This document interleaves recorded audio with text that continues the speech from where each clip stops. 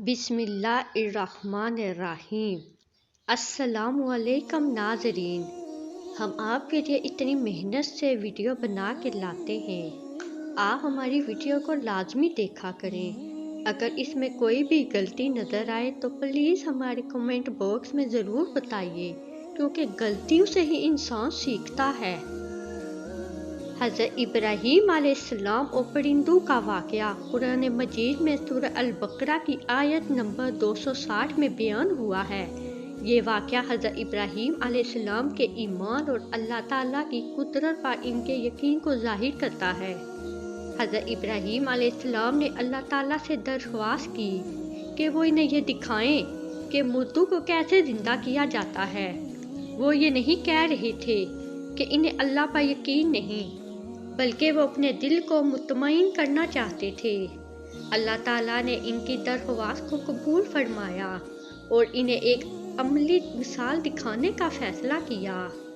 اللہ تعالیٰ نے حضرت ابراہیم علیہ السلام کو حکم دیا کہ وہ 4 پرندے لیں اور انہیں اچھی طرح پہچان لیں۔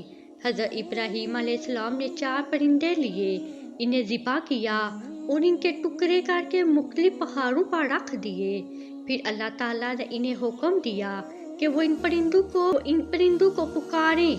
جب حضرت ابراہیم علیہ السلام نے انہیں پکارا تو وہ پرندہ زندہ ہو گیا اور اترتے ہوئے ان کے پاس آ گئے۔ ناظرین، یہ واقعہ جب اللہ نے حضرت ابراہیم علیہ السلام سے کہا کہ آپ 4 پرندے لیجئے اور ان کو اپنے ساتھ مانوس فرمائیے، پھر ان کو ذبح کر کے 4 پہاڑوں کے مختلف کونوں پر رکھ دیں، پھر ان کو آواز دیجئے، پھر وہ آپ کے پاس آئیں گے، یہ واقعہ بالکل سچا تھا۔ یہ واقعہ ہمیں یہ سبق دیتا ہے کہ اللہ تعالیٰ کی قدرت ہر چیز پر حاوی ہے۔ وہ مردوں کو زندہ کرنے پر قادر ہے، جیسا کہ اس نے پرندوں کو زندہ کیا۔ حضرت ابراہیم علیہ السلام کا ایمان و یقین ہمارے لیے ایک مثال ہے کہ ہمیں ہر حال میں اللہ پر بھروسہ رکھنا چاہیے اور اللہ کی قدرت پر کامل یقین رکھنا چاہیے۔ قرآن مجید میں اس واقعے کو یوں بیان کیا گیا ہے۔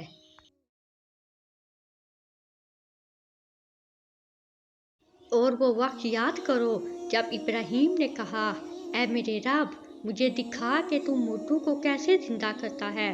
فرمایا، کیا تم یقین نہیں رکھتے؟